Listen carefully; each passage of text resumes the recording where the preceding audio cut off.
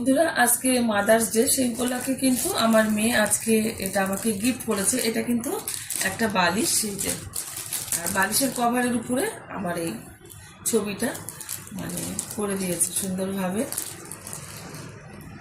Chicken pulao বানানোর জন্য ওভেনে কড়াই বসিয়ে তাতে দিয়ে দিচ্ছি কিছুটা পরিমাণে বাটার।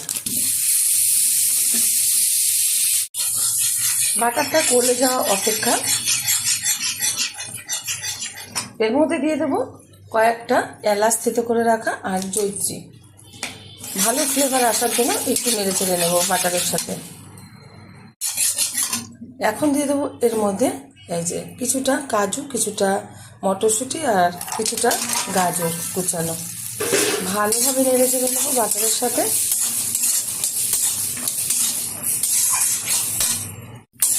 ভালোভাবে ভেজে নিয়েছি উপকরণগুলো। এখন দিয়ে দেবো ঝরিয়ে রাখা বাসমতি রাইস। আমি এটা 30 মিনিট মতো জলে ভিজিয়ে তারপরে জল ঝরিয়ে নিলাম। আর এটা কিন্তু 30 মিনিট মতো ভিজানোর আগে সুন্দরভাবে ধুয়ে পরিষ্কার করে নিতে হবে। ভালোভাবে এবার একটু চালটা ভেজে নেব। ভালোভাবে কিন্তু চালটা ভেজে নিতে হবে। যত সুন্দরভাবে পোলাওয়ের চাল ভাজা হবে ততই কিন্তু পোলাওটা সুস্বাদু হবে আর ঝরঝরে হবে। আর এখানে আমি নিয়েছি এখানে ব্রাউন কালার বাসমতি রাইস, সেই কারণে একটু লালচে লালচে ভাব আছে। আর এখন দিয়ে দেবো এর মধ্যে কষিয়ে রাখা কিছুটা চিকেন। আমি মশলা সমেত এটা কিন্তু দিয়ে দিচ্ছি, কারণ যেরকমভাবে আমরা চিকেন কষিয়ে থাকি ঠিক সেরকমভাবে কষিয়ে নিয়েছি। এখন একটু মিশিয়ে নেব। খুব বেশি চিকেন ব্যবহার করিনি, কারণ এখানে অল্প পরিমাণে যেহেতু পোলাও চাল, সেই কারণে অল্প পোলাও বানাচ্ছি আর অল্প পরিমাণে চিকেনটা ব্যবহার করেছি।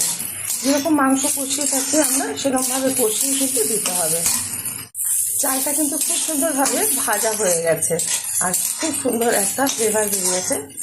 এখন দিয়ে দেবো এর মধ্যে পরিমাণ মতো গরম জল। গরম জলটা আমি পাশের ওভেনে করে নিয়েছি। এটা কিন্তু একদম হাফ করে দিতে হবে, কারণ পোলাওয়ের জল যদি বেশি হয়ে যায় তাহলে কিন্তু কাদা কাদা ভাব হয়ে যাবে।